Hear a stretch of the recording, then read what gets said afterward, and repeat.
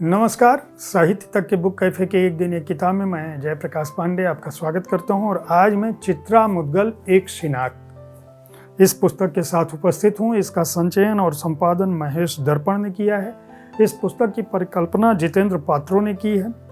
चित्रा मुद्गल हिंदी साहित्य की बेहद नामचीन रचनाकार हैं, कथाकार। साहित्य अकादमी सहित बहुत सारे उनको पुरस्कार मिल चुके हैं। विशिष्ट रचनाकार हैं और अपने व्यापक दृष्टि से स्त्रीवादी समाज को, मजदूर समाज को या हाशिए पर जो समाज है, चाहे वह किन्नर हो समुदाय, चाहे वह स्त्री हो, चाहे वह मजदूर हो, चाहे वह कामगार हो, चाहे वह किसान हो, वे सबकी बात करती हैं, सबके हक की बात करती हैं और अपनी पुस्तकों से, अपने साहित्य से समाज को, देश को, हिंदी भाषा को एक नई दिशा देने की कोशिश करती हैं। चित्रा मुद्गल ने बहुविध लेखन किया है, बहुत प्रचुर मात्रा में लिखा है।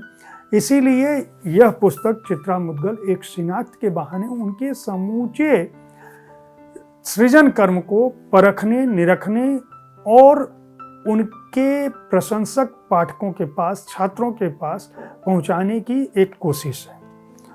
इसके लिए संपादक महेश दर्पण और जो परिकल्पना करने वाले हैं जितेंद्र पात्रों को बधाई दी जानी चाहिए। इस पुस्तक में संवाद, इसकी शुरुआत भूमिका से हुई है। भूमिका में यह बताया गया है कि एक विशिष्ट रचनाकार के तौर पर चित्रा मुद्गल को क्यों चुना गया और क्यों उनका होना हिंदी साहित्य के लिए मायने रखता है। यानी चित्रा मुद्गल की जीवनी की बात हो रही है, उनके लेखन कर्म की बात हो रही है। इसके बाद का अध्याय संवाद है। संवाद में चित्रा मुद्गल से महेश दर्पण, जो इस पुस्तक के संपादक हैं, उनकी एक लंबी बातचीत है जिसका शीर्षक है स्वयं जिंदगी चुनने की चुनौतियां जी रही हैं। इसके बाद चित्रा मुद्गल ने आत्मरचना मैं और मेरी रचनाएं, यह लेख संकलित है।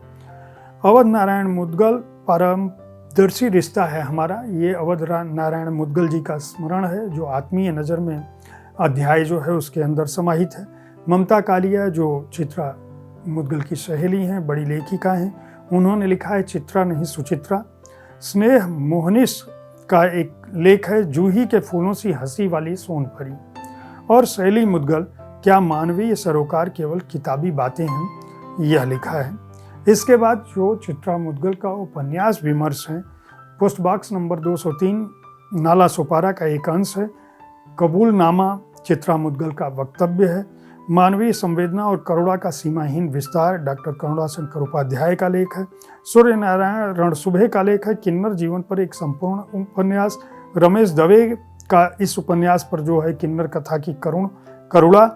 विजय बहादुर सिंह एक विरल कथा दृष्टि और कृष्ण कुमार आसू एक पत्र post box number 203 Nala Sopara पर है।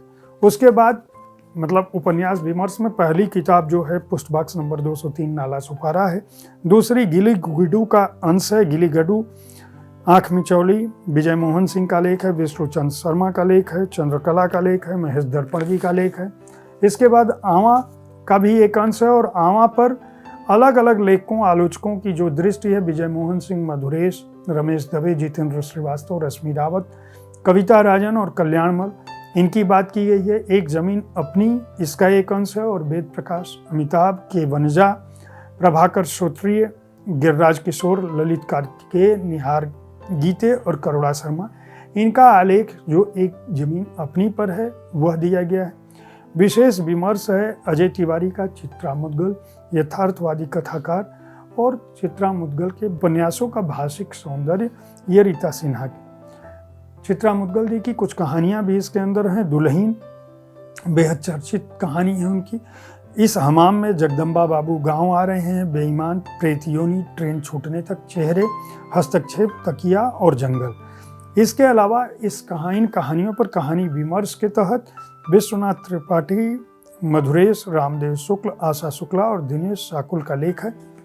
यह बेहद महत्वपूर्ण पुस्तक है चित्रा मुद्गल के रचना कर्म को जानने के लिए। उनके समस्त लेखन के बारे में अगर कहीं एक जगह एक पुस्तक में कोई तथ्य उपलब्ध है जो छात्रों के लिए, साहित्य जिज्ञासियों के लिए और चित्रा मुद्गल के प्रशंसकों के लिए उपयोगी हो सकता है, तो वे इस पुस्तक को खरीद कर पढ़ सकते हैं।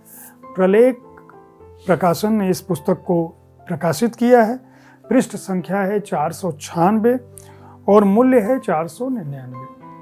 उम्मीद है साहित्य तक का यह एपिसोड आपको पसंद आया होगा। इस कार्यक्रम में आप किस तरह की पुस्तकों की चर्चा चाहते हैं, इनके बारे में अपनी राय से हमें जरूर अवगत कराएं। हमारी कोशिश होती है कि विविध विधाओं की पुस्तकों के साथ आपके पास पहुंचें, ताकि आपको अच्छी पुस्तकों के चयन में आसानी हो। कल ठीक इसी समय ऐसी ही किसी एक पुस्तक के साथ मैं फिर आपसे मिलूंगा। तब तक देखते रहें साहित्य तक। धन्यवाद।